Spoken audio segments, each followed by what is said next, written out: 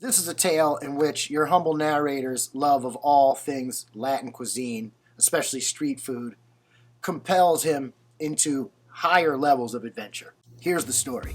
As detailed in other stories I've told, I did spend a long time commuting to New York City as a commercial songwriter. It was a great time. I made a lot of good friends there that are family to me now. Made a little bit of money and learned a lot about production and songwriting, etc., etc. Here's the deal. The main studio I would work out of was in Harlem on 117th Street. And one of the things I loved about working at this studio, it was based out of my friend's just small apartment, but he had a vocal booth actually built into his living room. So it was like the bedroom was a full-on control room, and he had a vocal booth, professional like you'd see in any studio. When you got in and closed the door, you couldn't hear anything. With I think it was their video and he could see you or whatever, but I did a lot of records there and it was super, super cool.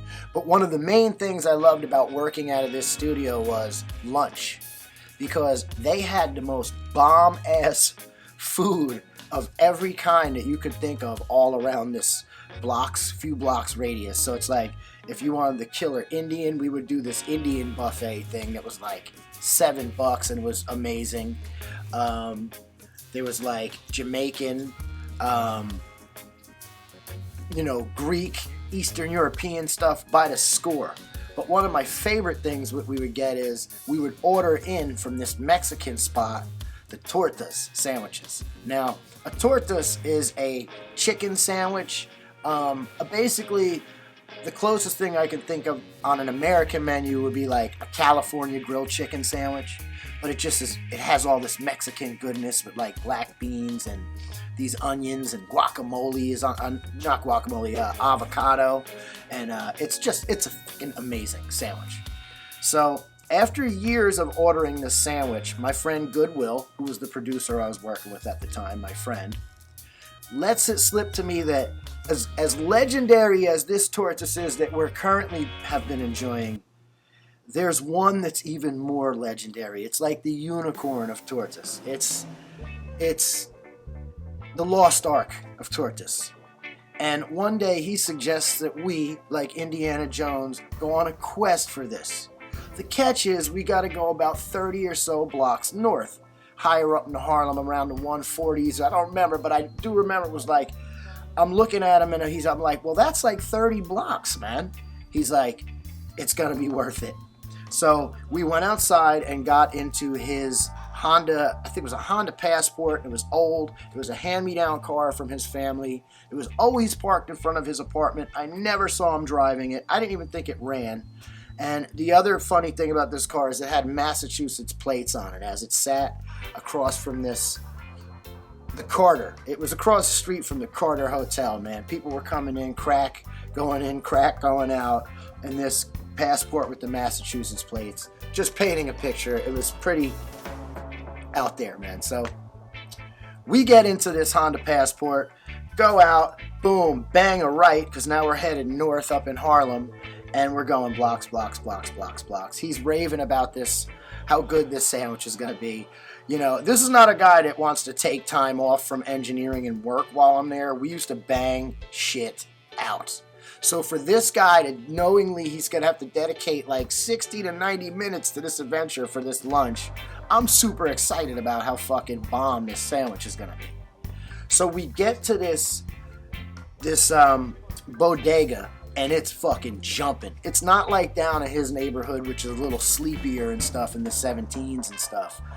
That neighborhood has spare shit with crackheads across the street stuff, but it was mellow, man. There was dudes are playing dominoes and shit in front of the crack house where, down the road where we were in our neighborhood. So it's jumping, and it's on a major thoroughfare. But what we do is we come up, and the thing's on the left, so we go left, and he's now parking, double parked, and the thing's on the right. And the word is, I gotta stay in the fucking car. He's gonna go inside and get the sandwiches, right? So he goes inside, gets the sandwiches, jumps back in the car, and the motherfucking car won't start, man. It wouldn't start. And like, honest, my friends, I'm not gonna lie to you. when I realized the car wasn't starting, my heart sank. It sank, man. We had the bags, we had the sandwiches. All we had to do was go back to the studio, but the car won't start. And I look at Will. Will's from Massachusetts, and it's, the confusion was in his eyes too, man. Just like, But what scared me was he did have a look in his eye that said, "There's a way that we're going to deal with this." I didn't know what that way was going to be, but that's what the look in his eyes said. So we both get out of the car, and I'm pretty fucking exasperated at this point. I'm just kind of standing there looking at my feet. And Will is like, this is a side street now, so cars are coming down, and Will's trying to flag and stop cars. And I'm like, Will, man, I don't know if this is the best plan, just, flagging random cars in Harlem. You're out here with your Massachusetts license plates or whatever. And this dude wasn't hearing it. He keeps trying to stop cars. Boom, one goes by. Not many went by. I want to tell you that maybe 2.5 to 3 minutes elapsed of him doing this.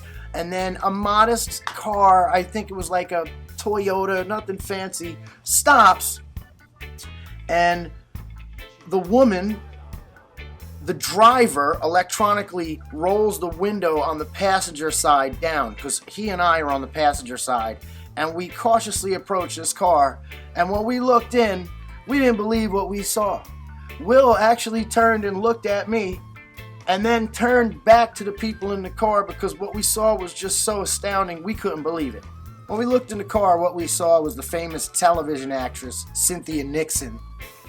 She plays the redhead Miranda from the famous television show Sex and the City. And in the back was a baby, a little baby. And I'm like, I'm in a couple levels of disbelief here. One, why is this celebrity stopping? Two, middle of the hood in Harlem. Three, even stopping even though there's a baby in the back. So it was like, wow. And the fact that it's like a celebrity. I didn't know what was going on, man. I was just like, I just came for the sandwiches. So the driver says, "Hey, what's up? What's going on?" And Will quickly says, "We're broke down here. We could use a jump start. We're kind of stuck." And the driver says to us, "Okay, no worries. Stay here. I'm going to drive around the way, drop them off, and I'll be back." Rolled up the window and went on.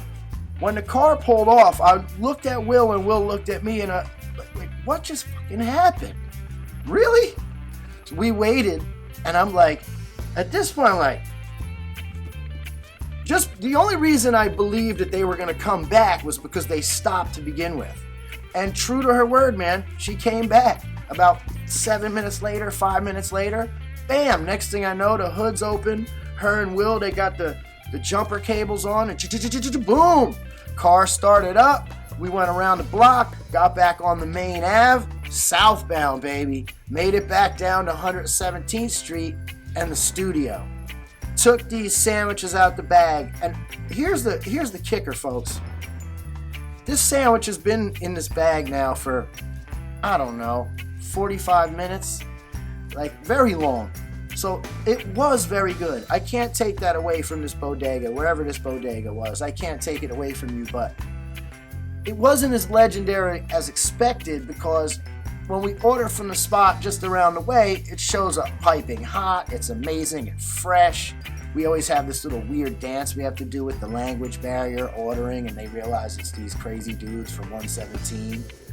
And so the sandwich didn't turn out to be as legendary as was advertised, but wow, what an adventure. Can you believe that one, man? Every word of it's true. And that's my story. It's your boy Dubby. Thanks for listening. I'm going to be back with you guys with more weird celebrity encounters and other stories of interest very soon. Thank you for listening. You!